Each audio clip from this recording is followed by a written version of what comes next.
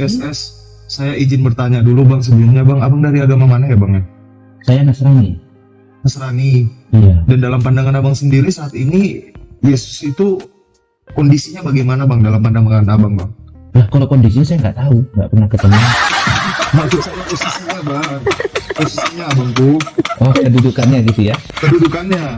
Iya kan, Yesus sendiri sudah mengatakan, aku datang dari Bapa dan kembali kepada Bapa. Bang tolong pertegas bang. Aku udah Utusan terlanjur dong. berharap ini bang gara-gara Uni Riva ngomong kayak gitu bang. Utusan dong. Lah.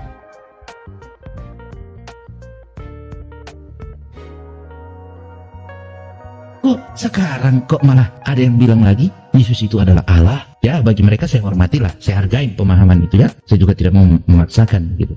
Tetapi saya harus kasih alasan kenapa bagi saya Yesus itu bukan Tuhan, Yesus itu bukan Allah. Ketika saya mengatakan Yesus bukan Tuhan, apakah saya tidak mencintai Yesus? Tunggu dulu. Jadi di sini justru kalau kita mengatakan Yesus adalah Bapa, udah carut marut ini nasinya ini. Hamba Yesus Kristus. Lalu dikasihi dalam Allah Bapa. Kenapa harus pakai Allah Bapa? Kenapa nggak dikasihi Yesus Kristus kalau Allah itu adalah Bapa? Itu. Nah, makanya saya bilang tadi, monggo kalau nasi itu yang menjadikan pemahaman itu berarti mengikuti apa yang diajarkan Yudas. Tadi kan teman-teman bilang Yesus itu Tuhan. Ketika Yesus dicobain iblis, itu kira-kira iblis mencobai Tuhan. Tengok, abang dari mana tahunya cobain iblis? Kan ujungnya kan dari Alkitab. Nah, Iya. saya membacanya Alkitab pun Yudas itu kan isinya kan bahwa dia bersaksi tentang Tuhan Yesus. Bahwa Iya. Yesus itu Allah. Iya, Yudas yang bersaksi tentang Yesus itu adalah Allah, kan begitu. Iya. Bunda Maria yang melahirkan Yesus pernah tidak bersaksi Yesus itu Allah? Maksudnya?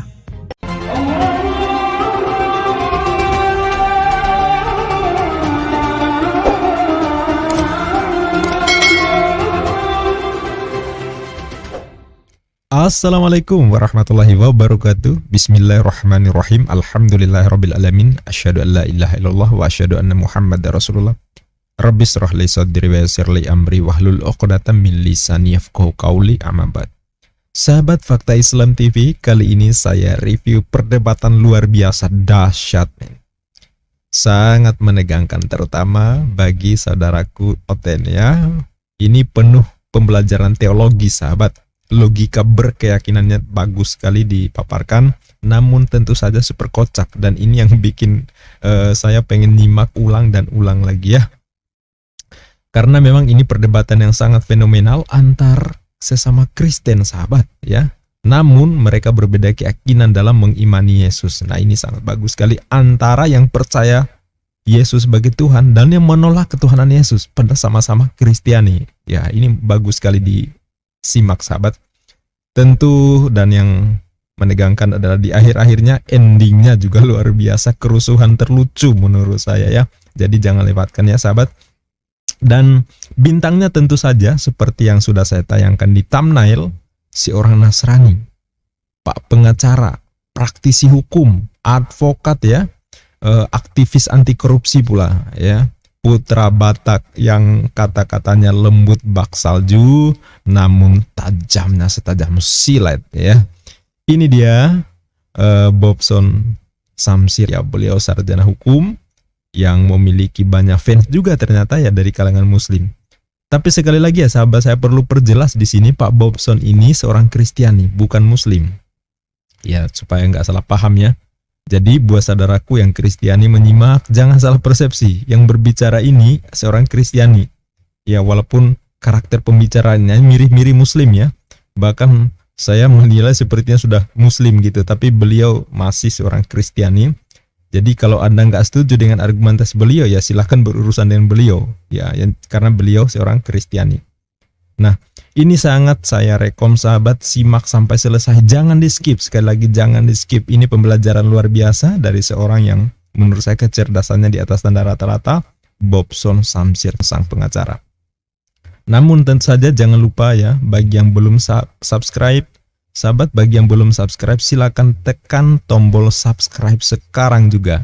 1, 2, 3. Oke terima kasih, insya Allah menjadi barokah sahabat.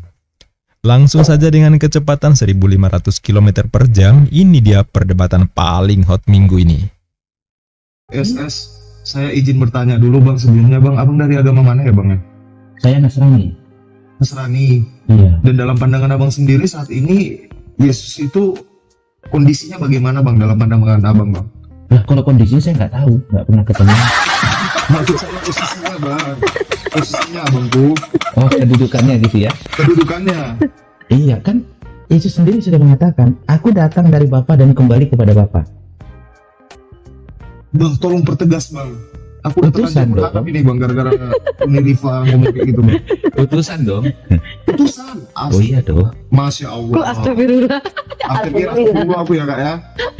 Masya Allah. Ya, jadi gini ya, Bang Bob. Sebentar Uni, biar aku sampaikan. Lanjut.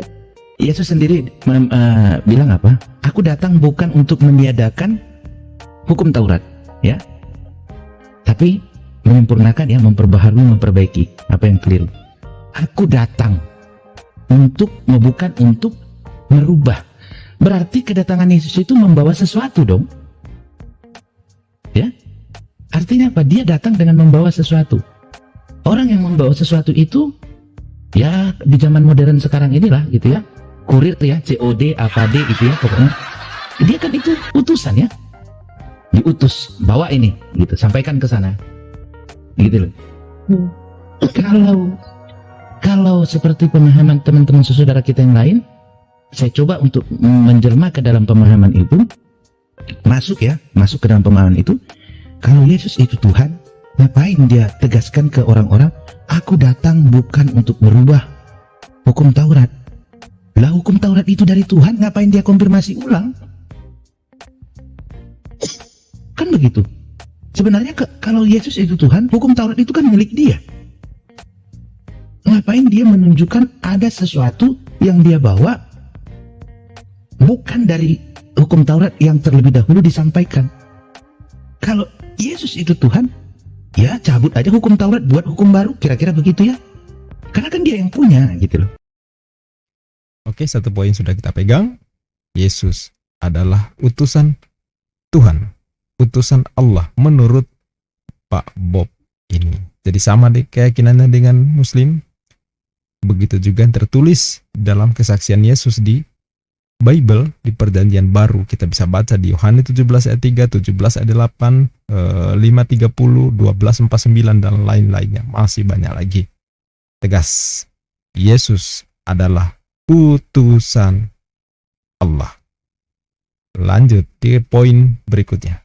Ngapain dia takut dikatakan peristiwa satu kejadian begitu. Kemudian ketika murid-murid yang bertanya, kemanakah engkau akan pergi? Lah kalau Yesus Tuhan ngapain ditanya kemana pergi? Artinya apa? Dari percakapan itu murid-murid Yesus ini tidak tahu Yesus itu mau kemana. Kalau murid-murid itu menganggap atau meyakini Yesus itu Tuhan, apa mungkin ditanya, Tuhan kau mau kemana gitu ya? Gimana itu kan? Itu murid-muridnya ya. Itu ada ya di kitab Yohanes ya. Coba lu bayangkan Bang ya, kita tahu nih Tuhan nih. Dia mau pergi ngapain? Kemana kau Tuhan? Kayak Itu ya. Jadi sebenarnya pemahaman murid-muridnya seperti apa terhadap Yesus ini? Dari pembicaraan itu kan kita bisa menarik satu eksegesis ya, terserah dikatakan eksegesis mandiri, eksegesis helikopter. BNI, eksegesis BRI gitu ya. Helikopter ada Bang. Abang memang pakar hukum ya bang ya, sesuai foto ya bang ya. Bukan pakar sih, saya Iya, maksudnya bekerja di bidang hukum lah ya. Iya, kebetulan saya diberi kesempatan menjadi advokat. Oh iyalah, pemilihan kosakata abang itu bagus itu bang, logika abang bagus. Sebenarnya Jadi setidaknya orang-orang yang di bawah ini yang sedang membangun wacana, kalian bisa lihat sendiri ya. Kalian bisa follow Bang BSS juga. Ya, jadi barusan yang kita dengar tadi adalah tentang sikap Pak Bob memahami Yesus di hadapan murid-muridnya. Ya, begitu juga bagaimana murid-murid menyikapi seorang Yesus Kristus ini. Nah, berikutnya kita masuk ke hal yang lebih penting lagi tentang siapa Yesus. Iya sih. Nah, kemudian saya lanjutkan lagi ya terkait dengan siapa Yesus gitu ya. Lalu Yesus mengatakan, aku pergi kepada Bapa, ya. Lalu murid-muridnya bertanya lagi, bolehkah kami melihat Bapa itu? Ya. kalau kita pakai ayat-ayat nanti ini seolah-olah nanti ini kayak kuliah teologi ya. Dan nggak usah pakai ayat-ayat tapi inti-intinya. Lalu Yesus mengatakan, siapa yang melihat aku, dia telah melihat Bapa. Itu ya. Ada yang ditanyakan, bolehkah kami melihat Bapa itu? Gitu loh. Siapa yang melihat aku, dia telah melihat Bapa. Gitu loh. Artinya apa? Yesus itu mewakili Bapa. Yesus itu sudah menjadi bahagian dari Bapa. Nah pertanyaannya, Yesus bahagian dari Bapa itu seperti apa? Harus kita lihat secara utuh lagi.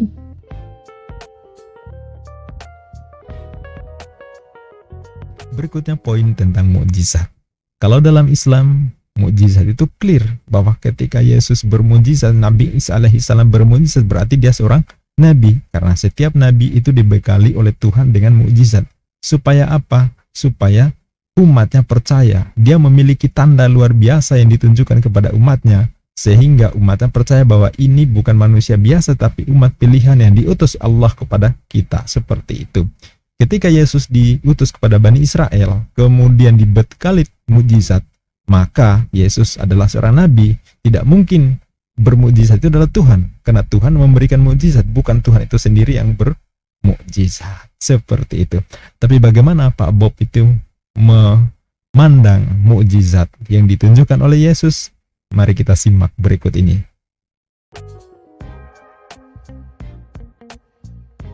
Dan pada saat kebangkitan Yesus sendiri pun itu sudah terjawab. Gitu loh. Yesus bangkit dari antara orang mati. Itu salah satu keajaibannya. Kalau Yesus Tuhan itu tidak ajaib. Kalau Yesus Tuhan itu nggak ajaib. Bangkit dari antara orang mati hal kecil bagi Tuhan. Orang dia yang punya hidup dan mati manusia kok. Dan jadi ngapain itu istimewa? Gitu loh. Musa membelah lautan. Itu suatu yang wow bagi Musa, tapi bagi Tuhan enggak lah. Jangankan membelah lautan, mengeringkan lautan pun gampang bagi Tuhan. Lah ketika Yesus bangkit dari antara orang mati, kok itu menjadi suatu hal yang teristimewa bagi para pengikutnya. Kalau Yesus itu Tuhan. Yesus membangkitkan Lazarus. Kalau Yesus itu Tuhan, kenapa itu harus wah? Terima kasih Tuhan, cukup. Karena itu pekerjaan-pekerjaan yang bukan sesuatu yang sulit bagi Tuhan. Gitu loh. Tapi kan di dalam Alkitab itu dicontohkan untuk menunjukkan apa? Ada sesuatu yang beda dari manusia biasanya. Perbedaannya itu apa? Yang lain tidak utusan, Yesus utusan. Sehingga Bapa berkata, hanya kepadanya lah aku berkenan. Ketika Yesus dibaptis oleh Yohanes, terbukalah langit, turunlah berupa burung merpati, lalu terdengarlah suara, inilah anak yang kukasihi, hanya kepadanya lah aku berkenan. Ya, Yesus minta bangkitkan orang mati, bangkitkan ya Bapa, permuliakanlah anakmu seperti anakmu mempermuliakan engkau. Akhirnya Lazarus bangkit. Apa Yesus minta?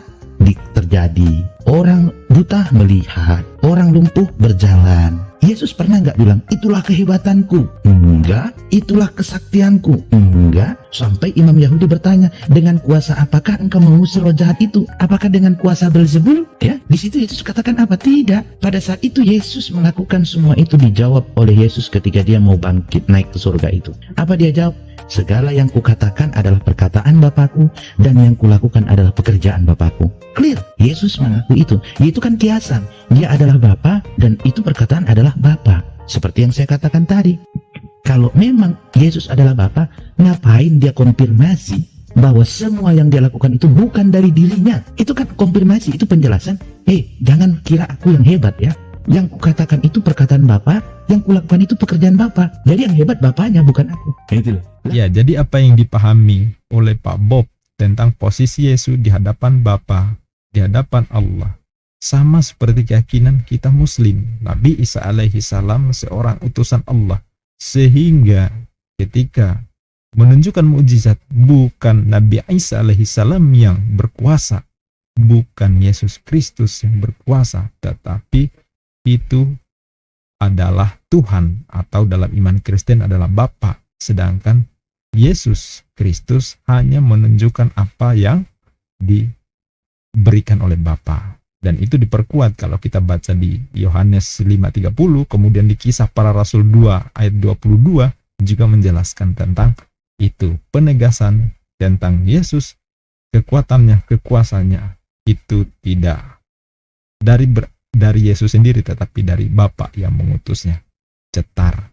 Oke, berikutnya kita masuk ke poin yang lebih dahsyat lagi, dan ini sangat-sangat menunjukkan pertentangan, bahkan menimbulkan kontroversi kalau saya bilang. Dan ini beliau didebat oleh saudaranya sesama Kristiani karena beliau tegas bahwa Yesus bukan Allah, Yesus bukan Tuhan. Ini menarik sekali. Ayo kita simak.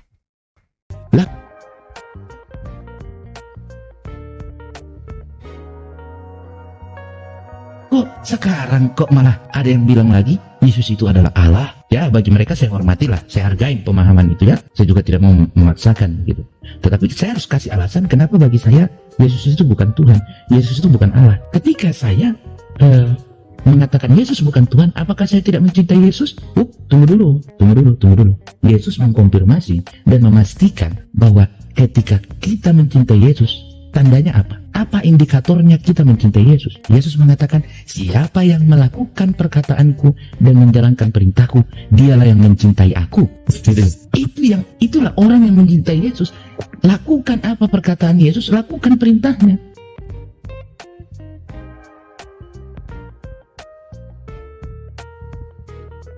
Bukan akui dia Tuhan. Yesus tidak pernah, kalau kau cinta kepadaku, aku adalah Tuhan.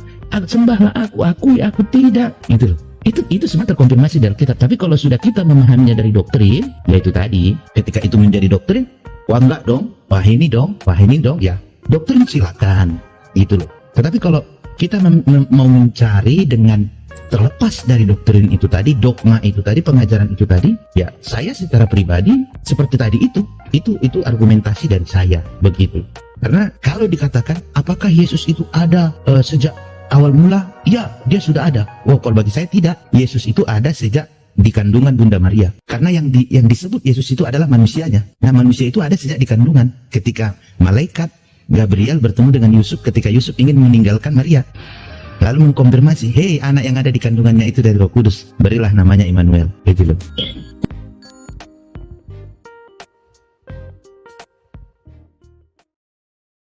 Nah, berikutnya akan lebih seru lagi karena ini langsung didebat oleh saudaranya di Kristen tentang Yesus adalah jalan, kebenaran, dan hidup. Karena seperti tertulis di Yohanes 14 ayat 6, kata Yesus, akulah jalan, kebenaran, dan hidup, tidak seorang pun yang datang kepada Bapa tanpa melalui aku. Dan dalam keyakinan Kristiani itu adalah bukti bahwa Yesus adalah Tuhan. Tetapi bagi kita seorang Muslim sebenarnya itu hanya jalan, perantara, media yang menunjukkan. Tetapi bagi Kristen itu menganggapnya sebagai kesetaraan atau bukti bahwa Yesus adalah Tuhan. Dan bagaimana sikap Pak Bob menyikapi jalan keselamatan ini yang diklaim Kristen sebagai bukti bahwa Yesus adalah Tuhan? Ini dia. Tertulis di Yohanes 14 ayat 6, akulah jalan dan kebenaran dan hidup. Tidak ada seorang pun yang datang kepada Bapa kalau tidak melalui aku. Ya, jadi mau bertanya bagaimana Bang Bob memahami atau saya memahaminya itu gimana?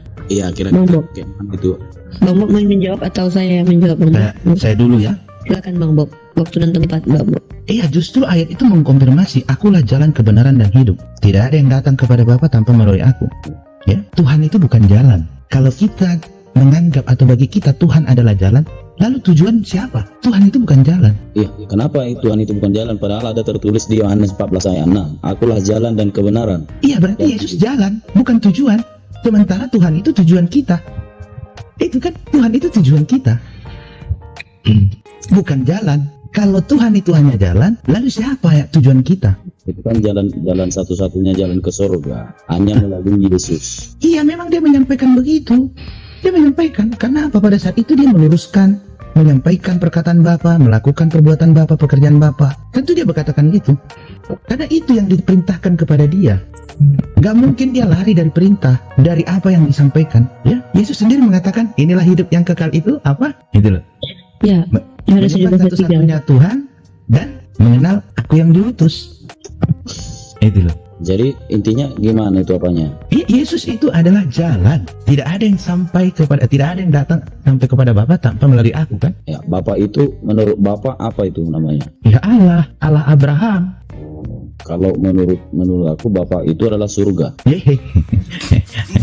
Menurut aku belajar aja. Ya, Bapa itu berada di surga. Satu Karena persatu yang menjadi doktrin atau dogma kekristenan dibantah habis-habisan oleh Pak Bobson ini. Luar biasa. Ya, kalau begini rata-rata ya bisa pada mu'alaf ini ya. Mudah-mudahan ya, insya Allah ya. Nah, berikutnya akan berbicara masih tentang posisi Yesus, dan di sini Yesus berdoa kepada Bapa, berdoa kepada Tuhan. Apakah Tuhan berdoa kepada Tuhan? Nah, ini makin seru lagi, dan ini akan juga menimbulkan perdebatan di antara sesama Kristen sendiri. Mari kita simak. Karena Yesus mengajarkan, Bapa kami yang di surga, dikuduskanlah namamu, datanglah kerajaanmu, jadilah kehendakmu di bumi seperti di surga. Yesus mengajarkan berdoa Bapa kami di surga. Ya, Yesus mengajarkan Bapa kami yang di surga. Itu doa yang diajarkan Yesus kepada umatnya, kepada pengikutnya. Kira-kira ketika ditanya di dalam Alkitab ada nggak doa kepada Yesus? Tidak ada. Yesus hanya mengatakan, dan siapa yang meminta kepadaku, aku akan melakukannya. Itu, tapi tidak ada berdoa kepada Yesus. Kalau ditanya, Yesus itu Tuhan. Coba, ada nggak doa kepada Yesus? Enggak. Bapa itu adalah Tuhan. Ada nggak doanya? Ada. Bapa kami di surga. Dan jelas dikatakan di dalam doa itu, karena Engkau yang mempunyai kerajaan dan kemuliaan dan kekuasaan sampai selama-lamanya. Iya, Bapa yang punya. Bapak itu Yesus itu sendiri.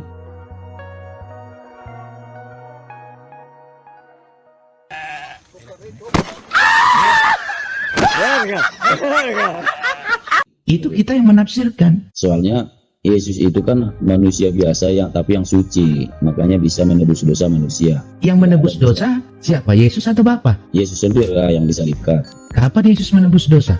Ya itulah yang disalibkan itu. Kan itu menebus dosa manusia. Yang menyalibkan Yesus siapa? Ya manusia juga. Jadi manusia menebus manusia. Iyalah, yang berdosa itu kan manusia, berarti dia harus menjadi manusia dulu, baru bisa menghapus untuk dosa manusia. Oh, jadi kalau tidak menjadi manusia tidak bisa diampuni, tidak bisa ditebus. Gimana menebusnya?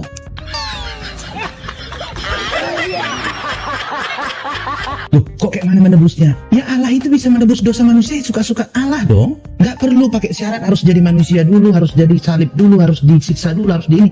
Enggak. Allah mengampuni kita itu seperti doa itu loh. Ampunilah kami seperti kami mengampuni orang yang bersalah kepada kami. Dan janganlah membawa kami kepada pencobaan, tetapi lepaskanlah kami daripada yang jahat. Jelas ya doanya ya. Ampunilah kami seperti kami mengampuni orang yang bersalah kepada kami. Gitu loh. Iya, maksud Apa yang dipahami oleh Pak Bob jadi sama seperti yang dipahami oleh Muslim tentang dosa. Kalau kita berdosa, ya kita mohon ampun kepada Allah. Kita taubatan nasuha.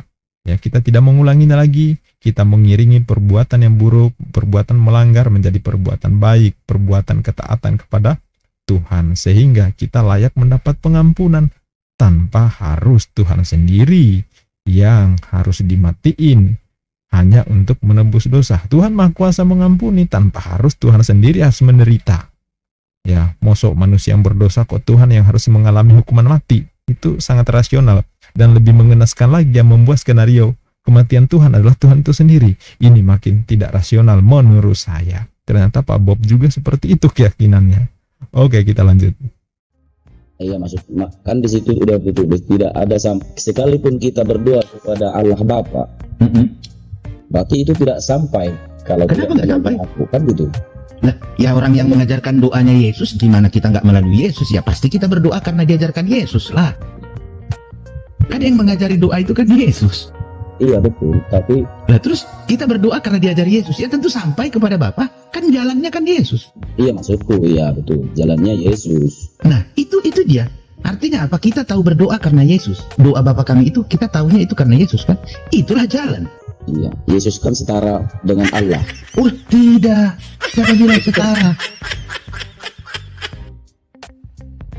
Ada tertulis dalam Yohanes 5 ayat 21 sampai 23 ini membuktikan Yesus bersaksi tentang dirinya bahwa Apa? dia mempunyai kuasa sama dengan Allah. Oke, Nah, itu punya kuasa sama dengan Allah.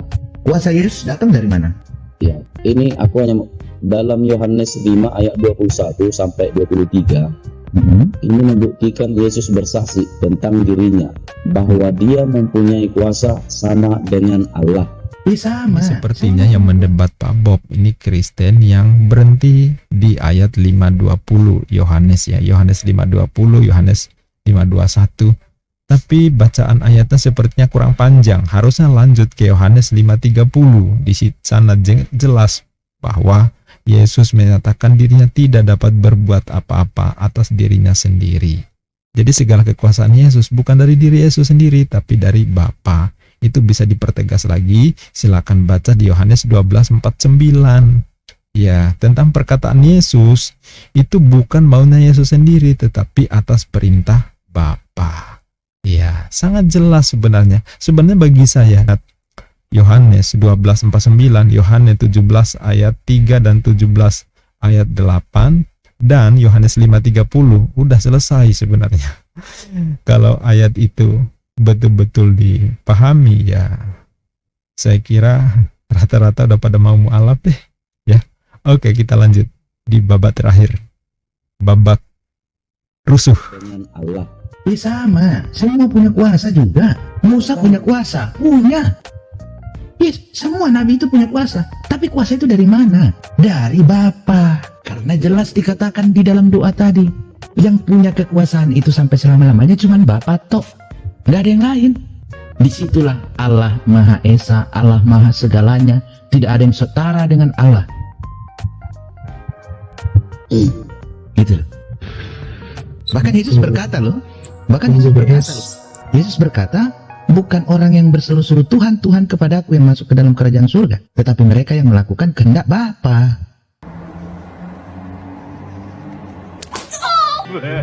Yesus menyatakan kayak gitu, tunjukkan ayatnya. Ya sebenarnya di Alkitab tidak ada ayat begitu. Nggak ada ayat begitu ya. Soalnya nggak mungkin lah. Saya itu raja atau apa sembah laku ya, begitu. Nah, kalau itu jelas ya tidak ada ayatnya. Saya mau baru teringat ini apa yang dibilang Bang Bobi Simanjuntak tadi. Selalu kan teman-teman kita Kristen mengatakan begini, Yesus itu adalah raja segala raja. Ya, itulah membuktikan Yesus itu manusia. Mungkin nggak raja dari segala raja, tetapi dibandingkan antara Tuhan dengan manusia? Enggak, di dunia ini raja itu manusia. Jadi raja dari segala raja, ya manusia dari antara manusia. Ya kalau Yesus itu Tuhan, ngapain raja dari segala raja? Kok kita malah samakan derajat Tuhan dengan raja di dunia? Nah, kacau kita ini. Sama seperti pertanyaan yang saya sampaikan kepada teman-teman yang sering di live sebelum-sebelumnya. Bisa nggak manusia itu beriman tanpa akal? Gitu. Karena kita mengenali apa yang tertulis di dalam kitab suci itu dengan akal. Nggak bisa langsung hanya dengan iman. Contoh tuh, saya baca Kejadian 1 ayat 1. Pada mulanya Allah menciptakan langit dan bumi. Saya memahami itu dengan iman atau dengan akal? Dengan akal. Nggak bisa dengan iman itu. Lalu setelah kita menggunakan akal apa? Akal itulah menghantarkan kita menjadi orang yang beriman. Akal itulah membangun iman di dalam diri kita, di dalam hati kita, di dalam kehidupan kita. Kalau orang yang tidak berakal bisa beriman, saya mau tanya, orang gila yang kehilangan akal, itu imannya apa? Tidak ada kan? Nggak ada, angan-angan. Nah berarti apa? Tidak boleh kita lepas dari akal. Tetapi akal itu harus kita jadikan sebagai fondasi. Kita jadikan media. Kita jadikan alat untuk membangun iman kita. Jangan pula akal itu kita gunakan untuk alat kita menjadi orang yang jauh dari Tuhan. Karena akal itu bisa menghantarkan manusia ke jurang kegelapan, bisa menghantarkan manusia kepada imannya, kepada Tuhannya. Ya. Itu orang yang tidak tahu secara utuh menganggap kalau memang Islam itu agama yang benar, kenapa diminta jalan yang lurus, gitu ya? Kalau memang Islam itu ngapain minta jalan lurus? Berarti Islam itu nggak benar dong. karena masih minta jalan yang lurus begitu. Itu tadi, kita ini manusia itu apa? Kita itu manusia yang mencari Tuhannya. Bagaimana kau sampai kepada Tuhanmu? Maka mintalah ihdinas siratal mustaqim. Minta itu jalan yang lurus, biar kau sampai. Ketika Yesus hadir di dunia, Yesus lahir di dunia, dia mengatakan, akulah jalan. Kenapa Yesus tidak diikutin? Menganggap Yesus sebagai Tuhan itu bukan mengikuti Yesus, bukan mengikuti. Benar, itu dia. Artinya apa? Manusia itu kalau nggak tahu jalan yang lurus, masuk ke dalam jurang. Contoh nih ya, contoh. Aku bukan bilang aku ini manusia yang bersih, enggak.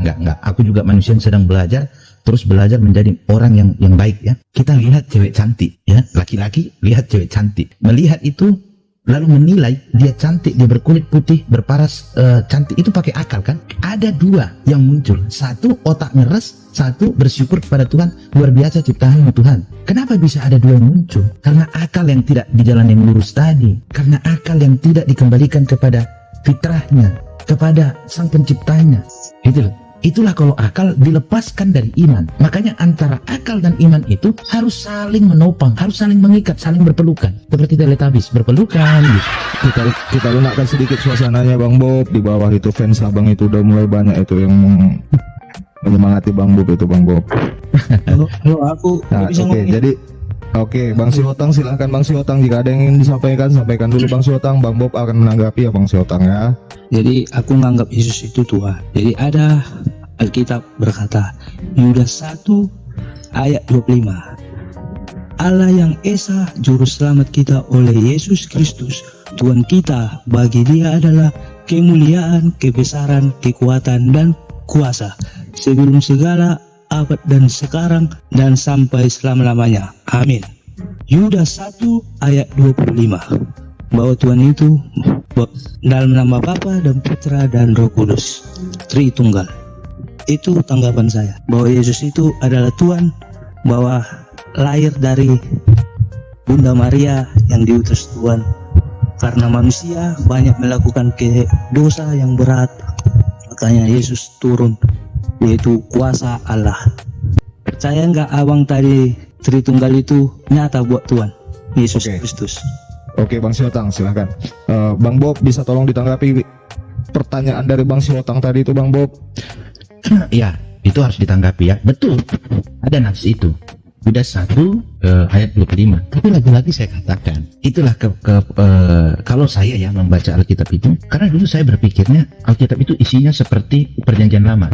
Ketika Allah berbicara kepada Musa, Allah berbicara kepada Yesaya, Allah berbicara kepada nabi-nabinya di Perjanjian Lama. Yudas 1 itu adalah tulisan Yudas, hamba Yesus Kristus dan saudara Yakobus. Yudas 1 ayat 1. Artinya yang tertulis di Nats ayat 25 itu adalah pemahaman eksegesis Yudas terhadap sosok Yesus. Bagi dia itu Tuhan, bagi Yudas Yesus itu Tuhan. Ya monggo silakan. Tetapi ini bukan Yesus yang mengakui dirinya, atau Yesus berkata kepada si Yudas, "Hei Yudas, akulah Tuhan, Tuhan kita atau Tuhan kalian." Enggak pernah. Di sini Yudas mengajak orang agar mengakui atau agar menganggap bagi mereka Yesus itu adalah Tuhan. Sama seperti si Yudas ini tadi. Itu kalau kita membaca kitab Yudas begitu, karena di sini jelas ayat 1 ya, dari Yudas hamba Yesus Kristus dan saudara Yakobus, kepada mereka yang terpanggil, yang dikasihi dalam Allah Bapa dan yang dipelihara untuk Yesus Kristus. Jadi di sini justru kalau kita mengatakan Yesus adalah Bapa, udah carut marut natsnya ini, hamba Yesus Kristus lalu dikasihi dalam Allah Bapa. Kenapa harus pakai Allah Bapa? Kenapa nggak dikasihi Yesus Kristus kalau Allah itu adalah Bapa? Itu. Nah, makanya saya bilang tadi, monggo kalau nats itu yang menjadikan pemahaman itu berarti mengikuti apa yang diajarkan Yudas. Begitu. Sini kan Yudas mengajarkan ya. Begitu. Karena kalau dia mulainya dari Yesus ketika Yesus berada di kandungan. Lalu Yesus berpuasa. Ketika iblis mencobai Yesus, Yesus mengatakan apa? Menyala engkau iblis, hanya ada satu Allah, ya, satu Allah. Lah kalau kita bilang Yesus itu Tuhan, kok Tuhan dicobain iblis? Ada-ada aja.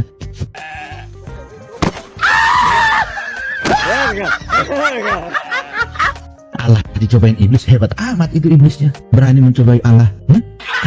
Mana itu pernah terjadi iblis mencobai Allah? Woi, itu kan pada saat manusianya yang dicobai iblis itu manusianya Yesus begitu. Gitu. Berarti di dunia ini ada sosok atau ada oknum yang punya dua derajat. yang punya dua kodrat ilahi dan kodrat manusiawi. Wah, lebih hebat dari Allah dong Tuhan. Tuhan aja dia nggak punya kodrat manusia. Kan ya kan? Tuhan itu pencipta. Ya Tuhan itu Allah sendiri, Pak. Ya Allah sendiri. Kira-kira Allah itu punya sifat kemanusiaan nggak? Tadi kan teman-teman bilang Yesus itu Tuhan. Ketika Yesus dicobain iblis, itu kira-kira iblis mencobai Tuhan. Tengok, abang dari mana tahunya cobain iblis? Kan ujungnya kan dari Alkitab. Nah, Iya. saya membacanya Alkitab pun Yudas itu kan isinya kan bahwa dia bersaksi tentang Tuhan Yesus. Bahwa Iya. Yesus itu Allah. Iya, Yudas yang bersaksi tentang Yesus itu adalah Allah, kan begitu. Iya. Bunda Maria yang melahirkan Yesus pernah tidak bersaksi Yesus itu Allah? Maksudnya?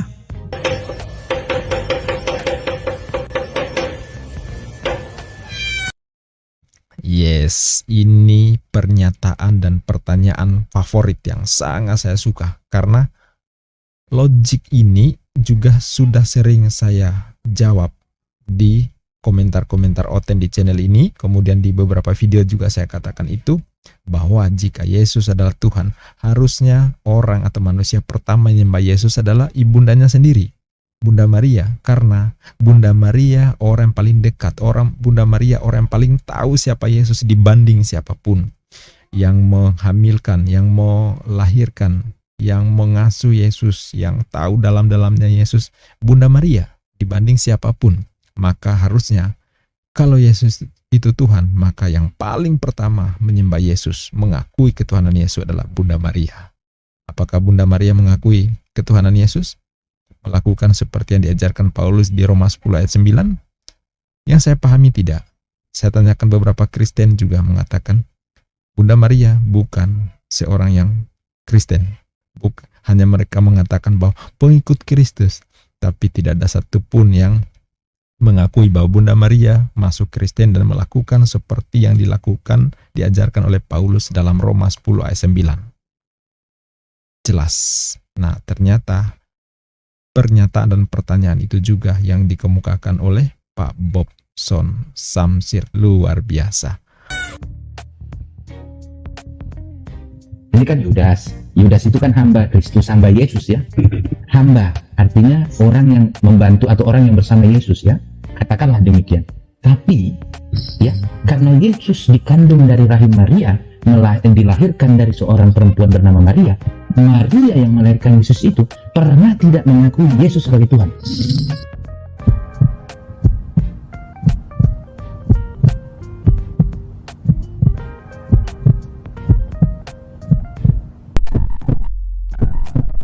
Yesus itu penebus manusia, penebus dosa manusia. Gak pernah ya. Kita ngapain jauh-jauh ke Yudas, ke Yakobus, ke ini. Perempuan yang melahirkan Yesus sendiri tidak pernah mengakui Yesus itu Tuhan. Bahwa yang kulahirkan itu adalah Tuhan. Bukan ibunya. Harusnya Oh, itu manusia yang dari- paling mengenal Yesus, manusia yang paling mengenal Yesus adalah ibunya. Bang, kalau lari ke situ kan, kami lebih hebat lagi orang Batak. Orang Batak, Raja Batak. Nah, turun bidadari. Bahwa kami keturunannya si Raja Batak, 2 punya anak. Lebih hebat lagi orang Batak. Bahwa Osiotan, sekali lagi saya ingatkan, tolong jangan menyentuh bagian ras suku bangsa ya Bang ya. Itu Kita nggak mau ada ras, Bang. kemudian, iya, Gini. kita menghindari Bang. Itu kosong Abang beda. pengetahuan Kami kita. diajarkan keturunan itu si Raja Batak. Oh, itu ada Bang. Bukan ku bilang ras, enggak. Dulunya si Raja Batak enggak ada agamanya. Itu lebih hebat lagi kuasanya dari Tuhan. Bidadari datang, bawa itu istrinya, 2 anaknya. Biar tahu. Kan udah kita hindarkan ini bahas-bahas ras ini, udah dari tadi dibilang Abang bahas lagi. Kau yang bilang ras, aku punya ku bilang bukan Yang dibahas di sini agama. Anda kalau punya otak, yang dibahas di sini agama, jangan bawa-bawa ras. Ya, tulang otak. Mau itu semua Anda mau itu siapapun, nggak ada urusannya. Nggak ada urusannya. Agak nggak ada urusannya. Ada di Alkitab, ada di Alkitab. Ada di Alkitab. Coba kau jawab. Ada di Alkitab. itu kan Kristen.